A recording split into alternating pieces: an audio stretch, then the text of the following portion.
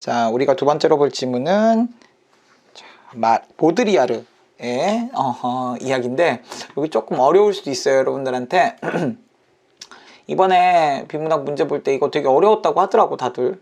되게 어려운 것 같은데, 보드리아르의 소비와 사회 읽기 형태인데 한번 보도록 합시다. 보세요. 자, 안 되냐? 자, 보세요. 마르크스는 사물의 경제적 가치를 사용가치와 교환가치로 구분하면서 자본주의 사회에서는 경제적 가치가 교환가치에 결정된다고 보았다. 자본주의 사회는 경제적 가치가 교환가치에 있다는 거예요.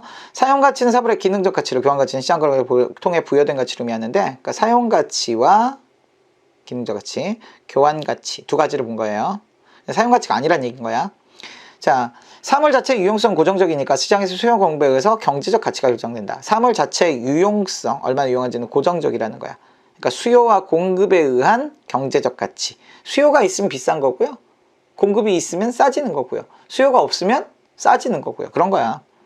자, 또한 그는 사물의 거래가격이 결국 사물의 생산 비용에 의해 결정된다는 점에서 소비를 생산에 종속된 현상이라고 봤다 이거야. 그래서 소비의 자율성이라는 걸 인정하지 않았어요. 이건 이제 옛날 마르크스 얘기고.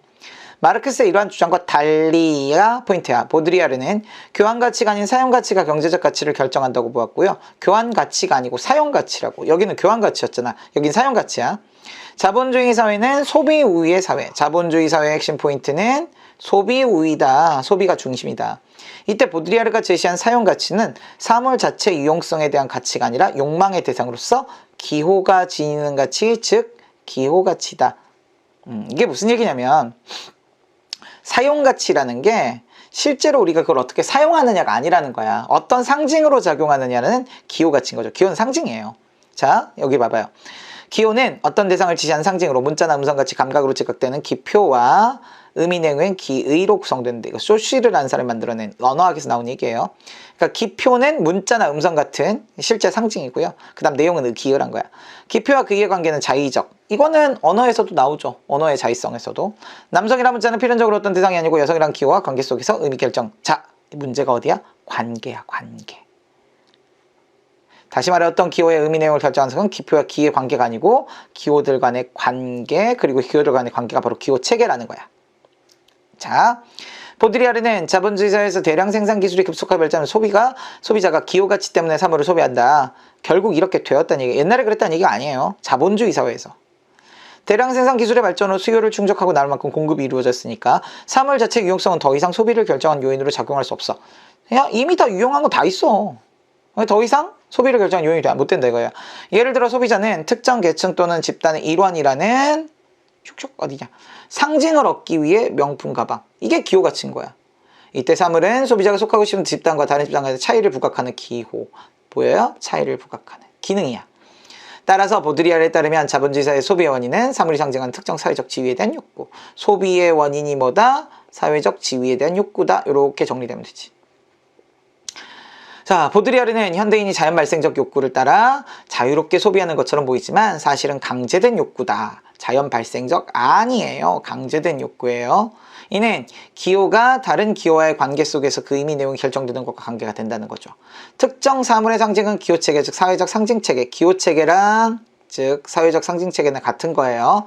유동적이며 따라서 상징체계 변화에 따라 욕구도 유동적이지. 이때 대중매체는 자 욕구도 유동적인데 대중매체의 역할을 하나 더 얘기합니다. 사물의 기의에 영향을 미침으로써 욕구를 강제할 수 있다. 자, 기의에 영향을 미쳐요. 뭐가? 대중매체가. 부정적이야. 욕구를 강제. 너 이거 해야 돼. 너 이거 가져야 돼. 이런 거 만들 수 있다고. 현실이 대중매체를 통해 전달될 때 현실은 현실 자체가 아니라 다른 기호와 조합될 수 있는 기호로서 추상화되기 때문 역시 그 대중매체를 통해 전달된 것 자체가 뭐란 얘기야? 현실이 아니고 기호야. 이미 기호야. 거기에 드러나는 것.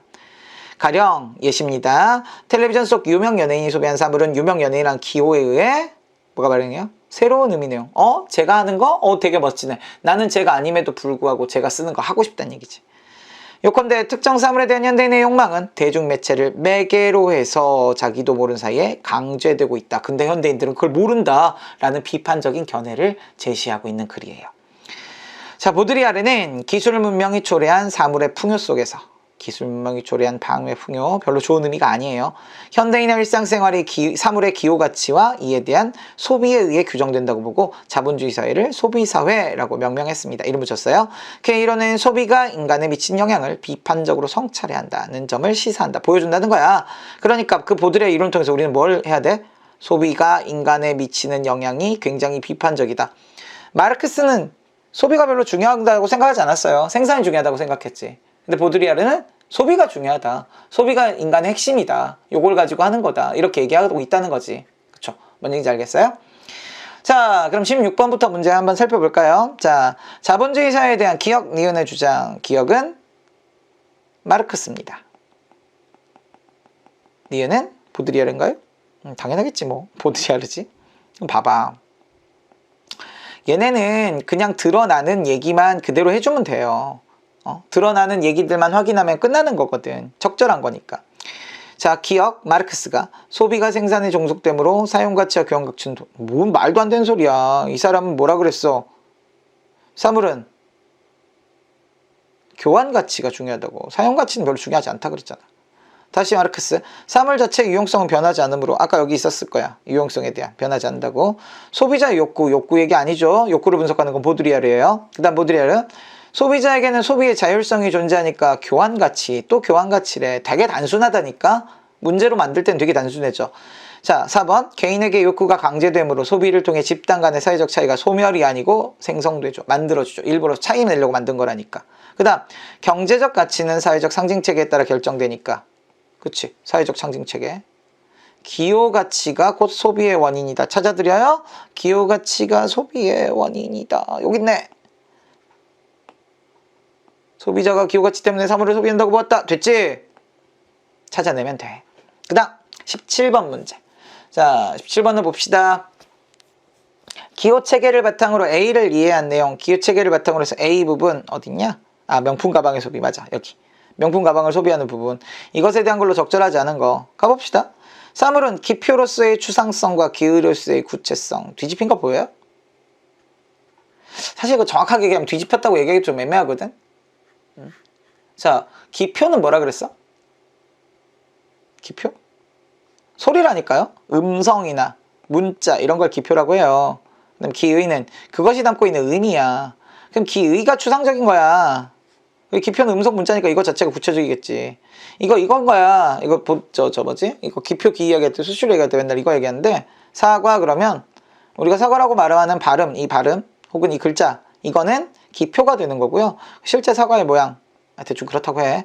이 사과의 모양, 그러니까 이게 그 그림으로서의 모양이 아니고 우리 머릿속에 떠올릴 수 있는 개념 있잖아. 그 개념은 기표가 되는 거예요. 우리 구체 추상할 때도 여러 번 했다. 나머지는 맞는 거라서 넘어갈게요. 바쁘니까. 그 다음 18번 디귿의 전제라고 불렀어요. 생략된 내용을 확인해 보라니까. 자, 디귿의 전제라고 했는데 디귿은 뭔지 봅시다. 디귿이 어딨냐? 상징체계의 변화에 따라 욕구도 유동적이다.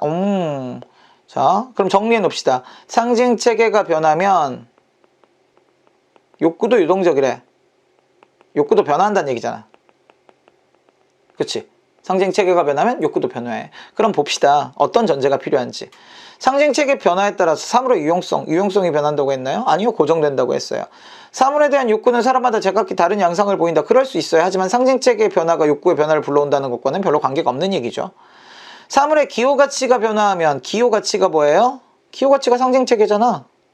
사물에 대한 욕구 똑같은 얘기인데? 이 얘기가 그 얘기잖아.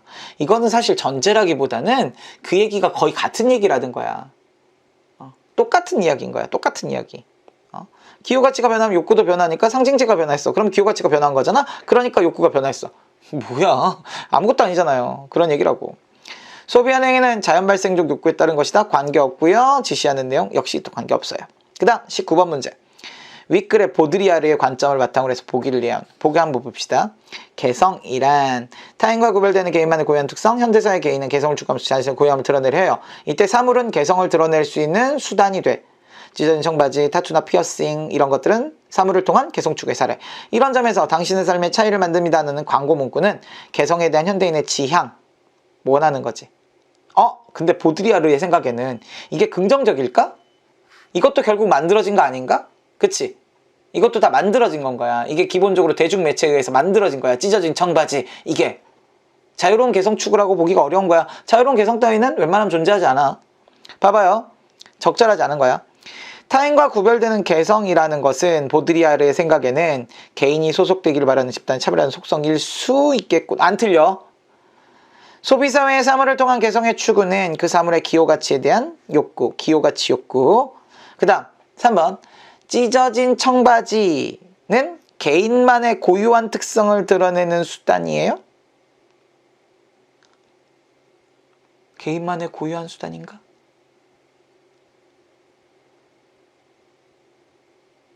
보드리아르는 이걸 뭐라고 했지? 개성이라고? 자, 여기 나와. 보드리아르는 현대인 자연 발생의 욕구에 따라 자유롭게 소비하는 것처럼 보이지만 사실은 강제된 욕구라고. 오케이? 이거 강제된 욕구인 거야. 그러니까 결국 이건 뭐예요? 어딨냐? 이게 될 수가 없는 거야. 뭐 젊은 세대의 일환이라는 욕구 정도는 가능하겠죠. 그 다음에 당신의 삶의 차이를 만듭니다. 광고 문구라니까요. 매체에 의해서 만들어진 거야. 그 광고의 상품을 소비하면서 사회적 차이를 드러내고 싶다. 타투 피어싱을 한 유명 연예인. 기호에 기호가 더해졌네. 그쵸? 이를 따르게 돈을 지불하는 것은 대중매체를 매개로 추상화된 기호가 더 생겼다는 얘기지. 그 다음 문맥상 A와 의미가 가장 가까운 거. 이런 문제는 진짜 봐봐. A. 기호가 지니는 기능적 가치. 문장을 기본으로 만들어 봅시다. 기호가 기능적 가치를 지니다. 이렇게 되지. 그쵸? 기호가 기능적 가치를 지니다. 그러면 봐봐요. 그가 현금을 지니다. 지갑에도 있고. 그녀는 어릴 때 모습을 지니다. 모습을 지니다. 자, 그 다음 책임을 지니다. 그 다음 고정관념을 지니다. 그 다음 추억을 지니다. 자, 기능적 가치하고 범주상 유사한 형태를 가져두면 좋거든요. 이 범주상 유사하다라는 게 그런 의미인데 이게 이제 바탕으로 갖추다, 바탕에 두다. 그러니까 기호는 기능적 가치를 그 바탕에 두고 있다. 이런 뜻으로 지니다를 쓴 거야, 여기다. 그럼 사람은 4번 봐봐요. 누구나 바탕에다가 고정관념을 가지고 있다. 이런 의미로 쓰인 거잖아. 이게 정답이 되는데 어휘 문제는 항상 얘기하지만 자주 보고 익숙하게 보고 해서 감 키워줘야 돼요. 알겠죠? 자, 여기까지 보드리아르 끝.